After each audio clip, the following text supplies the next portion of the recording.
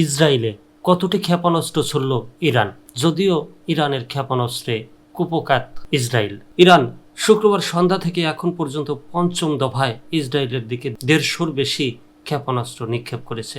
আন্তর্জাতিক ও ইরানি গণমাধ্যমের বরাতে এ তথ্য জানিয়েছে জেরুজালেম পোস্ট ও রয়টার্স।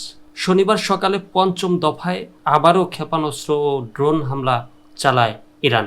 এরই মধ্যে ইসরায়েলি বিমান বাহিনী অনেকগুলো ড্রোন ও ক্ষেপণাস্ত্র আকাশপথে ও ভূপাতিত করেছে। ইরানের ছোড়া বেশ কয়েকটি কেন্দ্রীয় ও উত্তরাঞ্চল সহ গাজা ও পশ্চিম তীরবর্তী পর্যন্ত পৌঁছেছে। এর আগে ইরান 4 দফা ক্ষেপণাস্ত্র হামলা চালায় ইসরায়েলে। এসব হামলায় অন্তত 4 জন নিহত হয়েছেন এবং 70 জনের বেশি আহত হয়েছেন। নিহতদের মধ্যে 2 জন ইসরায়েলের কেন্দ্রীয় জেলায় ছিলেন, যাদের মৃতদেহ ধ্বংসস্তূপের নিচ থেকে উদ্ধার করা হয়।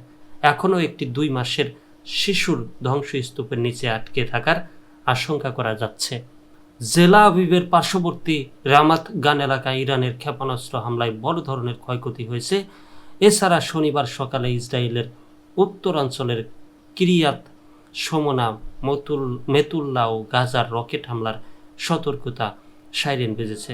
তবে এ বিষয়ে এখনও ইসরায়েলি সেনাবাহিনীর পক্ষ থেকে বিস্তারিত কিছু জানানো হয়নি। এদিকে ইসরায়েলি হামলার পর তেহরানের মেহরাবাদ বিমানবন্দরে আগুন ধরে যায়। ইরানি সংবাদ মাধ্যম ফার্স নিউজ এজেন্সির দাবি, 2টি ক্ষেপণাস্ত্র বিমানবন্দরে আঘাত হানে। তেহরানের বিস্ফোরণের শব্দ শোনা গেছে।